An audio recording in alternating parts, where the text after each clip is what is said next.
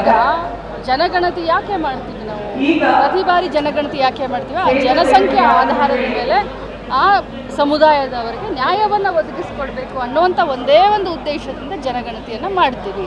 So ಇದು ಹಠಕ್ಕೆ ಬಿದ್ದಿದ್ದಾರೆ, ಇನ್ನೊಂದು ಬಿದ್ದಿದ್ದಾರೆ ಅಂತಿಲ್ಲ, ಎಲ್ಲರಿಗೂ ನ್ಯಾಯ ದೊರಕಿಕೊಡ್ಲಿ. ನಾವೇನು ಹೇಳ್ತಾ ಇದ್ದೀವಿ ಅಂತಂದರೆ, ಈ ಜನಗಣತಿ ಏನು ಮಾಡಿದ್ದಾರೆ, ಒಂದು 4 ಕಡೆ ಬಂದಿದ್ದಾರೆ, 4 ಕಡೆ ಹೋಗಿಲ್ಲ. ನಾನೇ ನನ್ನ ಸ್ವಂತ ಉದಾಹರಣೆಯನ್ನು ಹೇಳ್ತಾ ಇದ್ದೀನಿ. ನಮ್ಮ ವೀರಶೈವ ಲಿಂಗಾಯತರಲ್ಲಿ 103 ಒಳಪಂಗಡಿದ್ದಾವೆ, ಎಲ್ಲರೂ ಬೇರೆ ಬೇರೆ ಬೇರೆ ಬರೆಸಿದ್ದಾರೆ. ಸೊ ಹೀಗಾಗಿ ವೈಜ್ಞಾನಿಕವಾಗಿ ಇನ್ನೊಮ್ಮೆ ಮಾಡಿ ಇನ್ನು ಸ್ವಲ್ಪ ಕಾಲಾವಕಾಶ ಕೊಡಿ ಅಂತ ನಾವು ಹೇಳ್ತಾ ಇದ್ವಿ. ಇದನ್ನು ರಾಜಕೀಯವಾಗಿ ನಾನು ನೋಡ್ತಾ ಇದ್ದೀನಿ. ಈಗ ಜನಗಣತಿ ಯಾಕೆ ಮಾಡ್ತೀವಿ ನಾವು?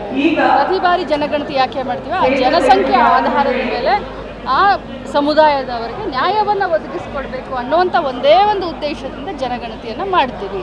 ಸೊ ಇದು ಹಠಕ್ಕೆ ಬಿದ್ದಿದ್ದಾರೆ, ಇನ್ನೊಂದು ಬಿದ್ದಿದ್ದಾರೆ ಅಂತಿಲ್ಲ, ಎಲ್ಲರಿಗೂ ನ್ಯಾಯ ದೊರಕಿಕೊಡ್ಲಿ. ನಾವೇನು ಹೇಳ್ತಾ ಇದ್ದೀವಿ ಅಂತಂದರೆ, ಈ ಜನಗಣತಿ ಏನು ಮಾಡಿದ್ದಾರೆ, ಒಂದು 4 ಕಡೆ ಬಂದಿದ್ದಾರೆ, 4 ಕಡೆ ಹೋಗಿಲ್ಲ. ನಾನೇ ನನ್ನ ಸ್ವಂತ ಉದಾಹರಣೆಯನ್ನು ಹೇಳ್ತಾ ಇದ್ದೀನಿ. ನಮ್ಮ ವೀರಶೈವ ಲಿಂಗಾಯತರಲ್ಲಿ 103 ಒಳಪಂಗಡಿದ್ದಾವೆ, ಎಲ್ಲರೂ ಬೇರೆ ಬೇರೆ ಬೇರೆ ಬರೆಸಿದ್ದಾರೆ. ಸೊ ಹೀಗಾಗಿ ವೈಜ್ಞಾನಿಕವಾಗಿ ಇನ್ನೊಮ್ಮೆ ಮಾಡಿ ಇನ್ನು ಸ್ವಲ್ಪ ಕಾಲಾವಕಾಶ ಕೊಡಿ ಅಂತ ನಾವು ಹೇಳ್ತಾ ಇದ್ವಿ. ಇದನ್ನು ರಾಜಕೀಯವಾಗಿ ನಾನು ನೋಡ್ತಾ ಇದ್ದೀನಿ. ಈಗ ಜನಗಣತಿ ಯಾಕೆ ಮಾಡ್ತೀವಿ ನಾವು?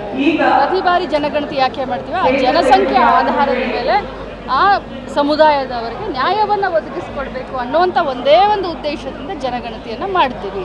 ಸೊ ಇದು ಹಠಕ್ಕೆ ಬಿದ್ದಿದ್ದಾರೆ, ಇನ್ನೊಂದು ಬಿದ್ದಿದ್ದಾರೆ ಅಂತಿಲ್ಲ, ಎಲ್ಲರಿಗೂ ನ್ಯಾಯ ದೊರಕಿಕೊಡ್ಲಿ. ನಾವೇನು ಹೇಳ್ತಾ ಇದ್ದೀವಿ ಅಂತಂದರೆ, ಈ ಜನಗಣತಿ ಏನು ಮಾಡಿದ್ದಾರೆ, ಒಂದು 4 ಕಡೆ ಬಂದಿದ್ದಾರೆ, 4 ಕಡೆ ಹೋಗಿಲ್ಲ.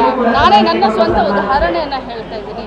ನಮ್ಮ ವೀರಶೈವ ಲಿಂಗಾಯತರಲ್ಲಿ 103 ಒಳಪಂಗಡಿದ್ದಾವೆ, ಎಲ್ಲರೂ ಬೇರೆ ಬೇರೆ ಬೇರೆ ಬರೆಸಿದ್ದಾರೆ.